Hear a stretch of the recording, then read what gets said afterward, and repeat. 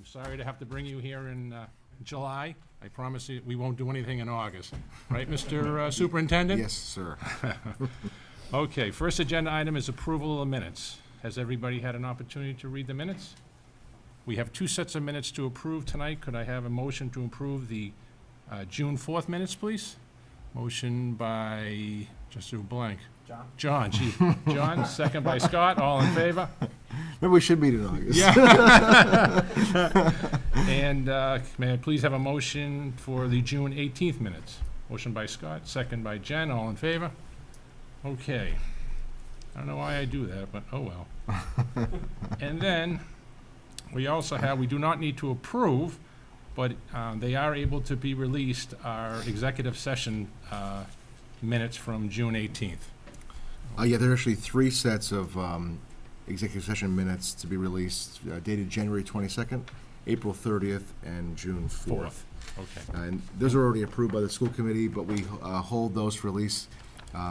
Oftentimes when there's items under discussion in executive session around contract negotiations, that would compromise our ability to negotiate. Now that that's completed, these are now able to be released. Okay. Next agenda item is announcements, correspondence, and distributions. Any member? Patrick? So I do have an announcement. What I would like to do is to take a minute to discuss some of the harsh criticism that was cast upon the school department 2 weeks ago at the selectmen's meeting. That criticism concerned our ability to manage our IT department. My intent isn't to start a war of rhetoric. My intent is to set a productive base that we can all move forward and work together to address some of the IT issues that the school department is experiencing. Now, I was surprised, or frankly concerned, that some members of our Board of Selectmen were so surprised at the state of our IT department. We have, as a committee, in my opinion, been very openly discussing some of the problems that we've been having with our IT infrastructure for about 4 years now. We've known about things like completely functional and safe servers in closets and in storage rooms in gymnasiums. And we've been speaking about those publicly. And we've been trying with great difficulty to get many of those challenges addressed. I think that one of the biggest challenges that we've had as a school department since 2010, when we got a report that uncovered a lot of our IT issues, has been an inability to get the kind of productivity that we need out of an IT director. The vision and the leadership from an IT director who can help lead us out of what our challenges are. And so, for everyone's understanding, a brief review of what's been happening. We started in 2010 to split a town-wide IT director, 60-40, 60% to the school department, 40% to the town. And since that time, since we have split that role and we've had a town-wide IT director, we have had a revolving door at that position. So we have had 4 IT directors in the past 4 years. We had 3 resign, one of whom resigned before we even started the job. He accepted the job and then resigned. And we had 1 IT director that was given the opportunity to explore other employment opportunities. And so our struggle, and I would even dare say the vast majority of our struggle as a school department, has been finding someone, an IT director, who can give us the leadership that we need so we can get our problems addressed.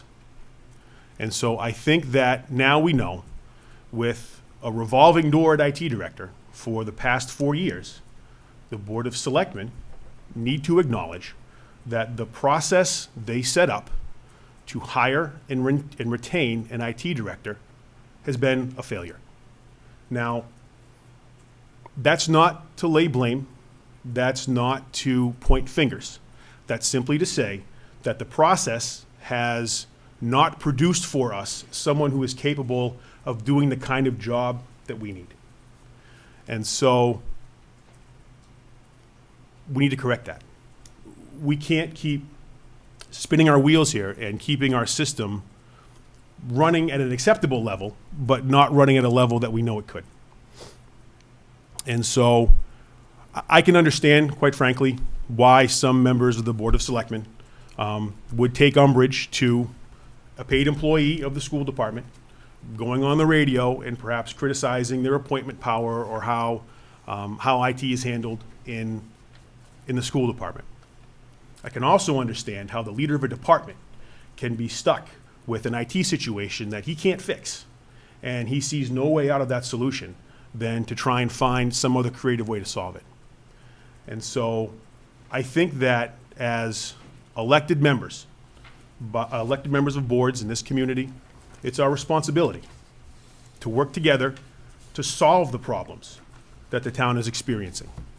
And we don't have the right, we don't have the privilege of stamping our feet and holding our ground and bickering like children, frankly. We need to lay all this aside. We need to work together to address this problem because it's a very serious problem. Now, I've been an observer. I'm not an IT expert. I don't pretend to be an IT expert. But I have worked for and with many technology-dependent companies during my career. And I think I know some of the qualities that are necessary for an IT director for the town who can take care of all of our hardware, network, security, infrastructure needs. My opinion is we need to pay this person a salary that is commensurate with what that person would earn in the private sector, because why would they leave if they weren't getting that kind of salary? I think we need to hire someone who has experience supporting a corporation, an organization, with some sort of a substantial remote team. And the reason I say that, I go back to a remote sales team because that's what I have experience with, because people like that have the skills necessary to support many different platforms on many different software releases on many different types of hardware. I think that person also needs to have a demonstrated ability to roll out end-of-life technology and roll in next-generation technology before it becomes obsolete and unsupported. And they need to know how to do that. They need to be able to support that process. I also think that there are very serious reporting structure problems with our previous technology officers, our IT directors. I can't tell you how many times I heard someone say, oh, well, I thought that was the town administrator's problem, or, oh, I thought that was the superintendent's problem. When you have one person who reports to two bosses, very generally, you don't get the kind of productivity that we need. We found that out as a school department. We had content curriculum directors, and the curriculum directors, and if that's not the right title, I apologize, half of the time they reported to the superintendent, the other half of the time they reported to the building principal. And what we found was no one really understood what the reporting structure was going to be. And so what we ended up with were very smart, capable, good people who weren't working towards the goal that our school district wanted to implement. And so, given that experience, I'm now observing it again with our IT director. So I think these are all problems that can be addressed. I think that these are all problems that together we can fix. I don't know that the superintendent of schools and the town administrator are the right people to hire an IT director, frankly. I think that we could probably find people in this community who would be willing to volunteer their time to be part of that search process, to be part of that committee. As a matter of fact, I would volunteer my time. My experience working with some of those organizations, although my IT skills aren't very strong, my understanding of what the profile of that kind of person would look like, I do have a good vision of that. So if the selectmen would like that help, I would certainly offer it. I think that there are other people in the community who may be listening to this, who have the skills necessary to help lead that process and get the right person for our town so we can fix some of these problems that we have. So now that I've gone on for 5 minutes, and I apologize, I will end with this. Bob did go out and find a third party, an agnostic third party, a party that has no interest in selling us hardware, who will do an evaluation of not only the school district, but of the town as well. And so we will send a letter to the Board of Selectmen saying we have identified an organization. It's actually a committee set up by our governor, Charlie Baker, who will come in and do an assessment, and they've done assessments like this in the past. There are other communities like Milford that they've worked with, for whom they have done a townwide assessment and created some recommendations. And so it's my hope that the Board of Selectmen will look at that report and take it very seriously, and we can address together the problems that we're having with IT, and we can fix our leadership in this community, and we can move forward because we need to. Thanks, Mike. Thank you. Very well done. Thank you. Anybody? Any other member? John? Yeah, Mr. Chairman, I agree with almost everything that Patrick has just stated. The only thing I just want to, I guess, go on record as saying is, if we're going to say we had 4 IT directors, I would say that the first IT director was a complete success, and we were unfortunate to lose him. So I think we started off on the right path back in 2010 until his departure in 2012. Other than that, I agree with pretty much everything that Patrick has stated, but I think we were on the right path at one time, and unfortunately we lost that individual. Mike, just to, along the same lines, I know we had a meeting earlier this week. One of the things that was brought up at that meeting, and I've heard time and time again, and quite frankly heard and has been very frustrating to observe through this process is the war of words through the use of media between two boards that, quite frankly, this is not a town that has 3 million people in it. This isn't New York City where we've got millions and millions of residents. Milford is a small town where the distance between this building and where we all sit this evening and where the Board of Selectmen sit is less than 2 miles. There's no reason why we shouldn't all be able to have a conversation and have a meeting. In fact, we've even gone so far as to have a motion and a second and taken a vote unanimously by this board to have a meeting with the Board of Selectmen. I know there was a phone call made, not a formal written invitation that was sent, to start that process, and the fact that the response back from the chairman and from the Board of Selectmen at the time was, well, we feel it's preemptive. We don't think we're ready to meet yet.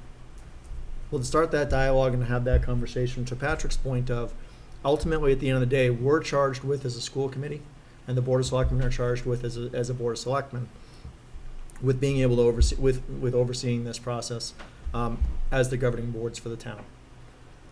The other piece that I would say I've taken exception with over the last couple of weeks in this war of words, if you will, is this whole idea of it's the town or the schools. And as we're sitting here this evening, and I'm looking at I'm looking at our agenda, and I'm looking at our letterhead here. Last time I checked, it says Milford Public Schools.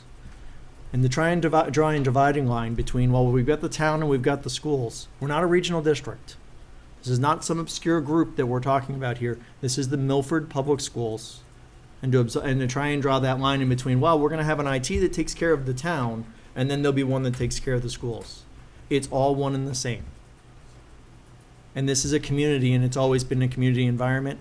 I certainly hope that we can work together and move forward with exactly what has been discussed by both boards to try and come to a mutual understanding, correct the issues that have plagued this throughout the last several years, and multiple IT directors, making sure that we own our part as a school system to make sure that we go above and beyond to support whoever it is that's in that position and give them all the tools and resources that are at their disposal, and be upfront and forward with that, and certainly do everything we can to make their life as easy as possible, regardless of whether we agree or disagree with their personality or with the way that they're executing their position.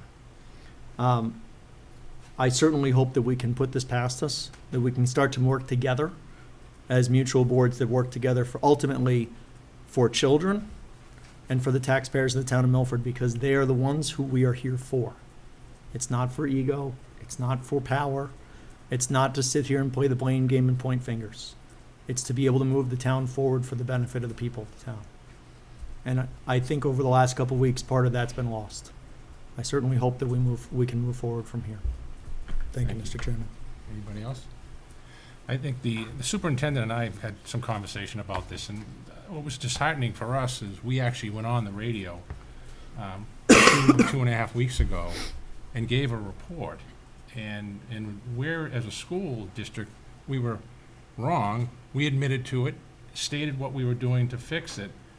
And where we were right, we talked about it. And we talked about encouraging things, but in no way at any point in our half-hour show did we ever cast any blame on any department or anybody, or, you know, again, not to be repetitive, we took things out of the report and said, yeah, this is an issue, but this is what we're doing to move forward.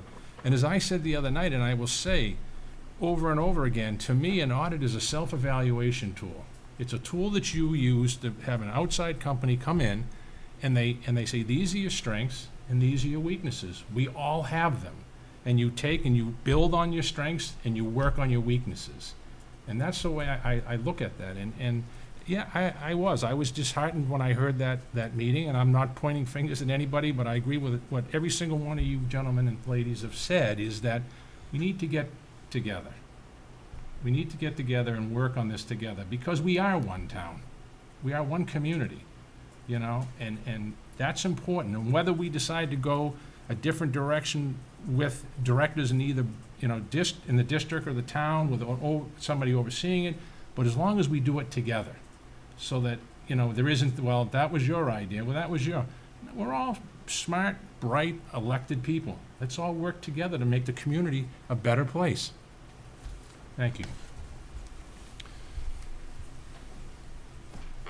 Next agenda item is invitation to speak. Seeing there's nobody here for invitation to speak. Next agenda item is the report of the Assistant Superintendent for Curriculum and Instruction and Assessment. Thank you, Mr. Chairman. I have a very brief update for the committee. We've hired 13 new teachers and are wrapping up the process with 3 additional positions. We have our 2 mentoring and induction days scheduled for August 26th and 27th, where a full program is scheduled that will include presentations by Dr. Tremblay, our mentor coordinators, Judy Dagnies, Jen Lancaster, Meg Belcito, our human resources and payroll staff, the Milford Teachers Association, and myself. In addition to that, we'll have 6 meetings and presentations over the course of the year, and they'll focus on a variety of topics that are important to new teachers. In addition to that, the mentors will be meeting, or the new teachers will be meeting with their mentors throughout the year as well. Teachers will have opportunities to observe other teachers in the Milford Public Schools, as well as to engage in a meaningful dialogue to ensure that they're successful in their first year here. Thank you. Thank you. Any discussion? Everybody all set? Okay, next agenda item, report of the Assistant Superintendent for Business and Human Resources. I have for the committee's approval this evening 4 warrants. The first warrant is in the amount of $175,188.82. Motion to approve from Scott, second by Pat. All in favor? The second warrant is in the amount of $8,418.89. A motion to approve from John, second by Joe. All in favor? The third warrant is in the amount of $25,008.75. Motion to approve from Scott, second by Jen. All in favor? And the last warrant is in the amount of $938,932.66. Motion to approve. John, second by Joe. All in favor? The committee also has a list of the latest appointments from our previous meeting. No vote is required. And we have some gifts. And we have 1 gift, I believe. No, 2. 2 gifts. We have 2 gifts. First one is the Milford TBL Operating Group, otherwise known as the Doubletree Hotel. Name of the gift is Hospitality and Tourism for $125. Do you want to read them together and vote them together, or? Sure. Okay. And the second one is, the donor is Deborah Amata, and the name of the gift is Family and Community Network Gift, in the amount of $50. Can I have a motion to approve the gifts? Scott, second by Patrick. All in favor? Unanimous. Okay. Okay, next agenda, subcommittees, policy. Our next policy meeting is until September. We don't have any updates at the moment. Wellness is the same, we don't meet until September. Middle school lease reuse, Our next meeting is actually next Wednesday, okay. so we'll have an update at that point. Woodland School Building Project, So I'd like to start, and then I would like to segue to somebody else, so I'll start by saying that the project continues to move forward. Anyone that's been down to that site can see that the steel for all 3 sections is up. The roof is over section 1, which is amazing. The speed with which that skeleton is going up is unbelievable to me. They expect to have the building closed in before the bad weather comes. Also almost unbelievable to me is that we are still on target to have a completion date of June of next year, which is just astounding to me that they can put a project together so quickly and stay on budget. Little bumps and bruises along the way, some excavation issues, but nothing that we can't handle. Nothing that that are the more experienced than I, certainly members of the school building committee have been very adept at handling. And what I would like to do is segue to somebody else. Unfortunately, I was in New Jersey for the topping off ceremony, but I think that there were some members here who had an opportunity to attend, and if someone could give a little narrative of that, I think the public might appreciate it. Do you want to do that, Jen? You were there, I was there, Joe was there. Sure. So the topping off ceremony is the celebration of the last piece of steel going up.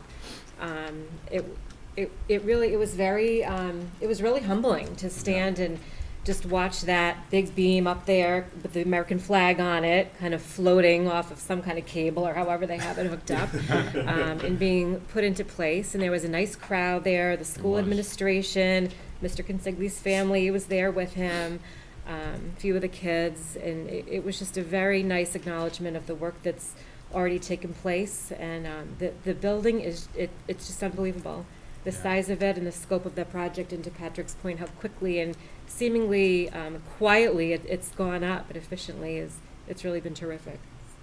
Very impressive. I think for me is looking at the new building, and even as, steel structure, but looking at it and then turning and looking at the old woodland, and you say to yourself, boy, it really has to go.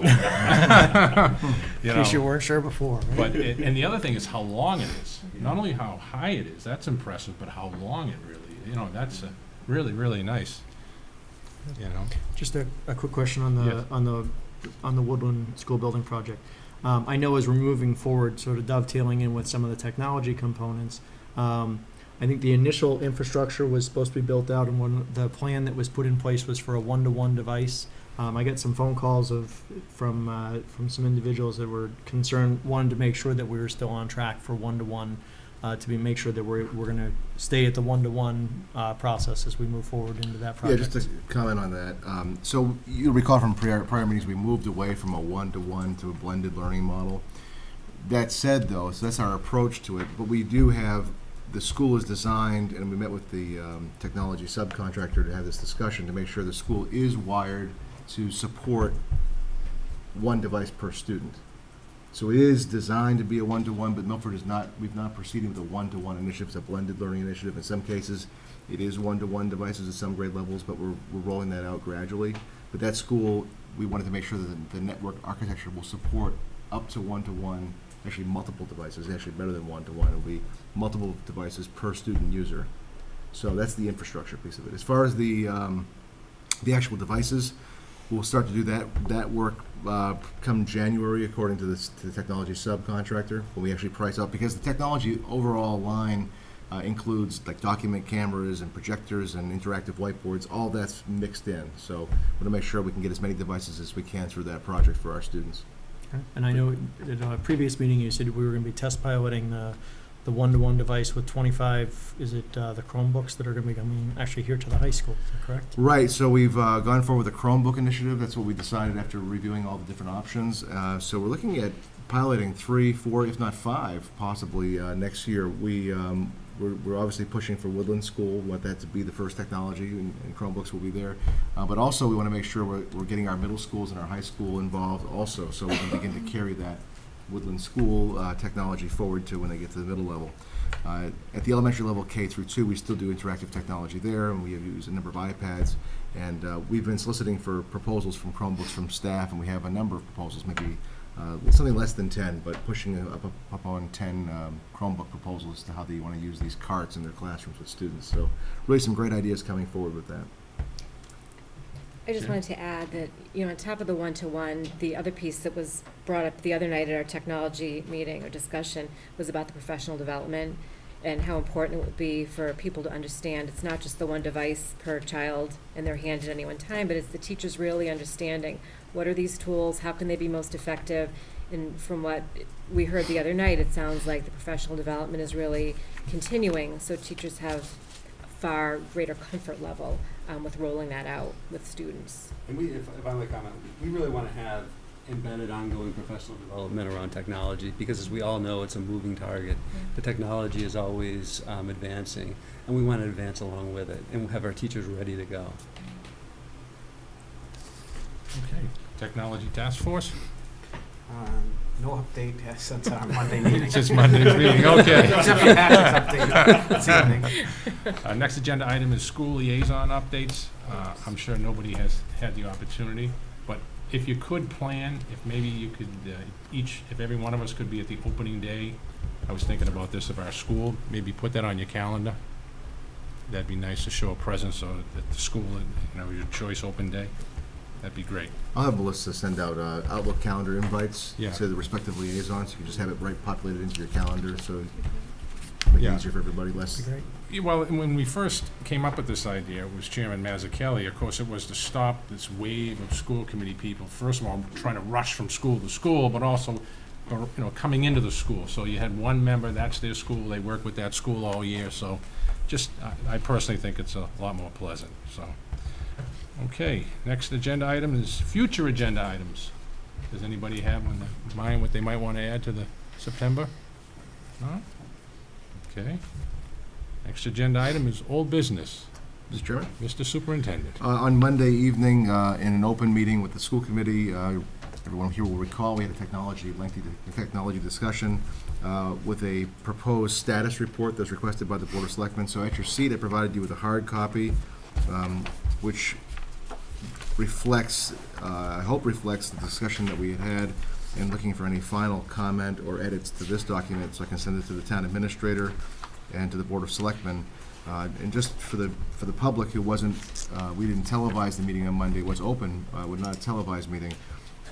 We did make a recommendation in there, and Patrick, I appreciate your remarks in the very beginning. That was very well stated. It's very consistent with what we're presenting here as a report. We've had the opportunity, Rick Villani, town administrator, and I, to speak with Mass IT and with the Department of Revenue, which is laid out in this report, the Department of Local Services. And I'm just going to read a little bit from the last page, or on the last page of the memo, which is really in the prior 6 pages of this report, talks about kind of a status check, things we're mindful of, challenges we have, professional development needs, as Jen mentioned. That's all included in this report. But in terms of moving forward, I'm just going to read here from in planning for the future Milford Information Technology Department, the Milford School Committee and I would like to work cooperatively with the Board of Selectmen and the Finance Committee to explore the technical assistance services provided by both the Massachusetts Department of Revenue and the Massachusetts Office of Information Technology. The Division of Local Services of the Department of Revenue provides consultant services to cities and towns at no charge.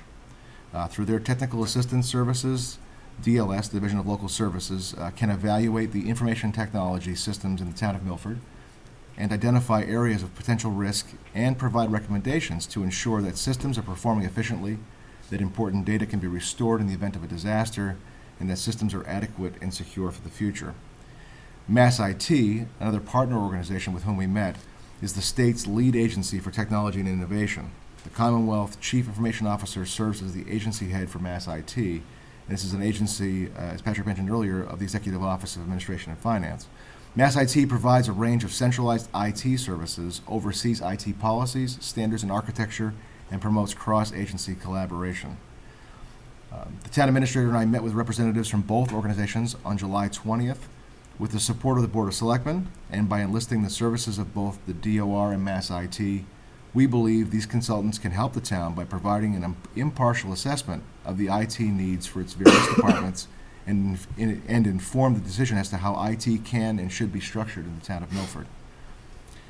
So my final remarks to the Board of Selectmen in this memo, as it states here, is the Milford School Committee and I await your decision as to whether or not the Board of Selectmen would like to engage the services of both Massachusetts Department of Revenue and Mass IT in cooperation with the Milford School Committee before proceeding with an application for consultant services through the Commonwealth of Massachusetts. And it really is important in talking to the Mass IT representatives that we come at this together as a joint community and seek their advice on this, because of the points that were made earlier. To seek out local vendors to help us with a solution, they're all going to have a solution, but it's not going to be an impartial one, and that's the point where we're at to find out where are we really, how bad is it, and where do we need to go from here. So this, again, I hope reflects the changes that were proposed at their last meeting, and if so, I'd ask the committee to support sending this memorandum to the Board of Selectmen. I think, I just want to take a moment to acknowledge, I think that, up until about 2010, the way technology grew in the school department was sort of very similar to the track I'm sure it took in the homes of everyone who's watching this meeting right now. You start out with a computer and it's wired to the wall, and then you get a laptop, and so you have to get a wireless router. And so then the cable company provides a wireless router, and then you get a tablet and a smartphone, and then suddenly the wireless router doesn't have enough bandwidth. And so you have to find a bigger wireless router. And so I think that for a lot of years we sort of grew in that mode, until about 2010 when we got serious about it. We said we have to have a department, we have to figure this out, we have to plan our growth in this. And so because of that history, because of the way we got to where we are, I think that an impartial assessment is critical to us moving forward. And I think that, regardless of whoever is in charge of running the IT department, whether the survey is done first or whether somebody is hired first, whatever that timeline looks like, I honestly don't care. I think the assessment is the most critical part of this. Having a third party who has no interest in providing us any services after the assessment is done, doing an evaluation for us, I think is the most beneficial thing that we can do. I agree. Anybody else have any discussion? Can I have a motion to approve the technology status report for the Milford Public Schools? Scott? Second by John. All in favor? Mr. Chairman, I have one other item of Yes. old business. At your seat also is a minor revision. This is from Principal Angelini at Stacy Middle School. This reflects a change in the parent-student handbook, but because the school committee approved that at a prior meeting, I'll have to ask for a vote of these changes to be included.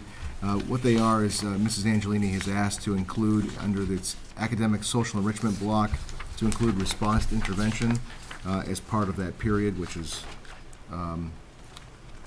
really important to us, so I would ask for your support on that. And the only other change is the enrichment program. We're moving consistent with our district strategic plan to be a STEAM. We're incorporating science, technology, engineering, arts, and mathematics, and really moving away from pure enrichment, but instead enrichment as envisioned through the STEAM program, which really, not necessarily one and the same, but it's really expanding what we're doing with enrichment. We're not eliminating enrichment, we're expanding our work with enrichment. How much longer can the acronym get, by the way? I know, that STEM, people keep STEAM. trying to add something else to it. There's probably gonna be an R, maybe we'll make a stream. There'll be something else, I'm sure, but My question to you, Mr. Superintendent, this being the first time the school committee members have seen this, you're in favor of this? absolutely, it's really more just a housekeeping matter in both Okay. these. We've supported this as part of the strategic plan. It just wasn't in place in time, at the time the presentation was made by the school. Okay, any discussion? I just had a clarifying question. Sure.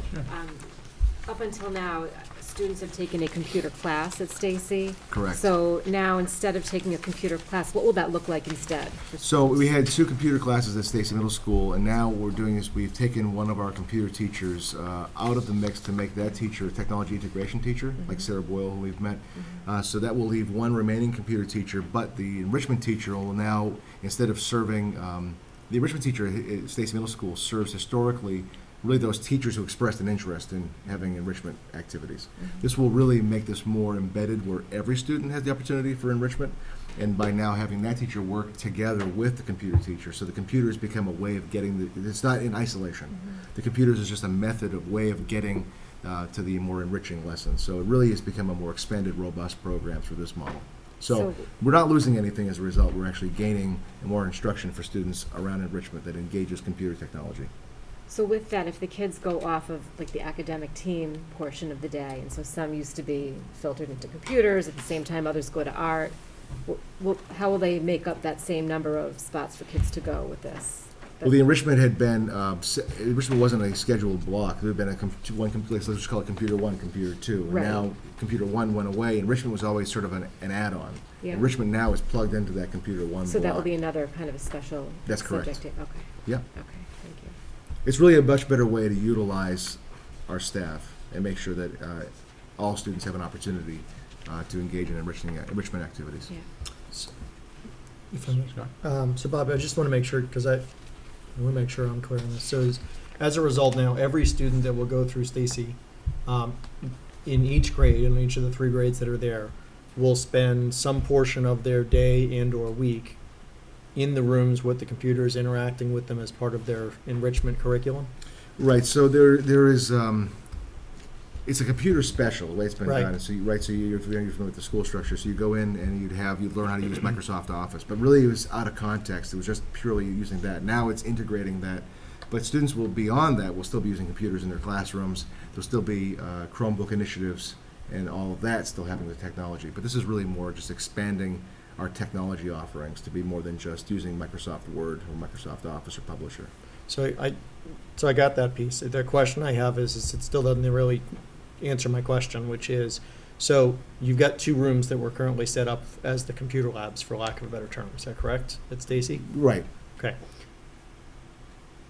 Is it that the students will, as part of their normal curriculum, included in whether it's social studies or language arts or math or whatever the other ones are, engineering, technology, and science class, will they loop through as part of their normal school day or school week through that room to use the technology that's there as part of that other curriculum, just as they've been doing in the past? Because in the past, it was a special to that extent. It was Right. just like gym, right? So every kid that goes to Stacy Middle School, 5th, 6th, and 7th graders, spends some portion of every week in the gym. That's correct.